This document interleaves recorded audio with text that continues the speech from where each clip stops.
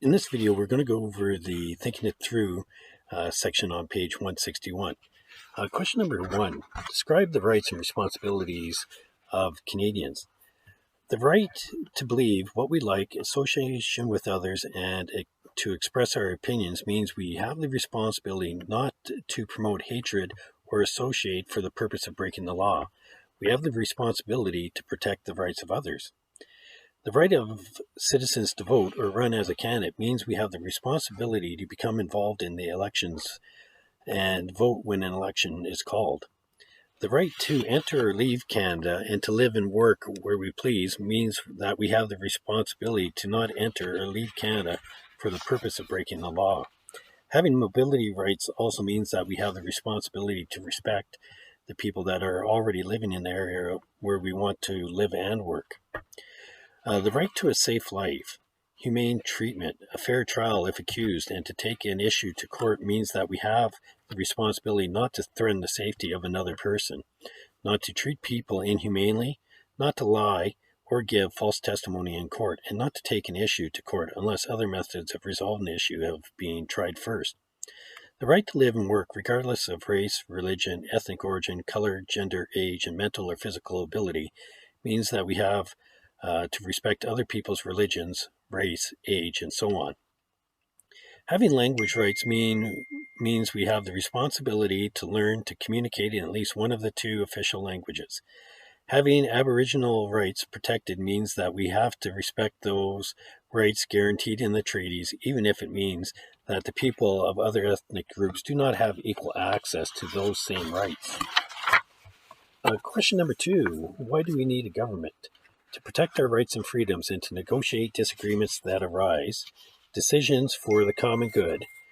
Government is responsible for the well-being and maintenance of the environment, resources, and relationships with other countries, as well as ensuring people have safe, comfortable lives. Thinking critically. Question number 3, what is fairness? What does it mean that everyone should be treated the same, or does it mean that treating everyone as they deserve to be treated?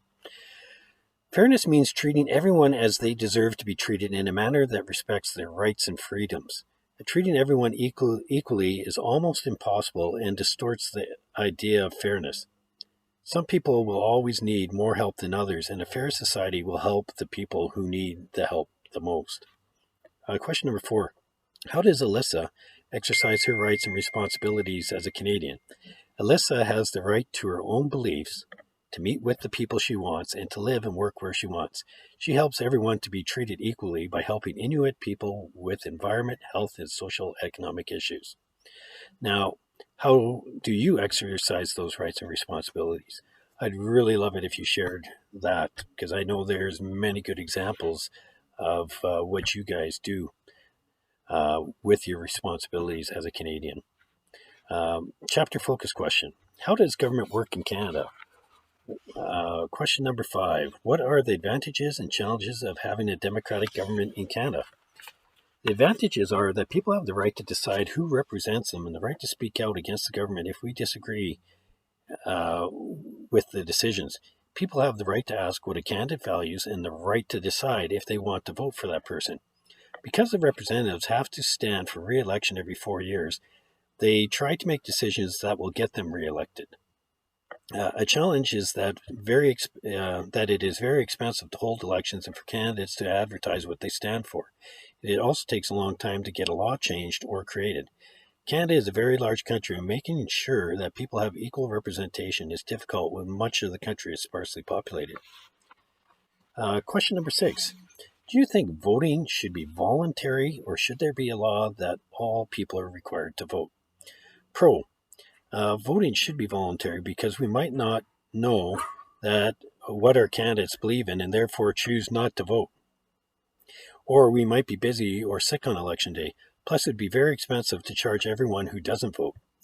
The con would be voting would be mandatory by law so that the people who are elected really represent their constituents' views. We should all have to vote so that people don't become passive or apathetic about who is elected to run our government. And I always say to people, if you don't vote, you don't have the right to complain. And finally, question number 7. What groups or individuals have had to stand up for their right to equality in your school or community or in your province? Okay, so being in a closed community where everyone's the same, you might not have equality issues jumping out in your mind, but I can think of many examples where people were at the farmers market and mistreated because they were a Hutterite, which was totally wrong. If we take a look at provincially, we can definitely take a look at many of our minority peoples, especially the First Nations people. Many minorities, especially First Nations, have been victims of bullying and have to stand up for their right to be treated humanely. We've heard many things in the news about the missing and murdered Native women's hearings and hearings and initiatives to help prevent missing and murdered Native people. And they've groups have formed to help set up information and to publicize the fact that many of our First Nations women's murders go unsolved. Many Saskatchewan unions try to stand up to their employers to fight for fair and competitive wages, and the Human Rights Commission in Saskatchewan will listen to complaints about people being treated unfairly.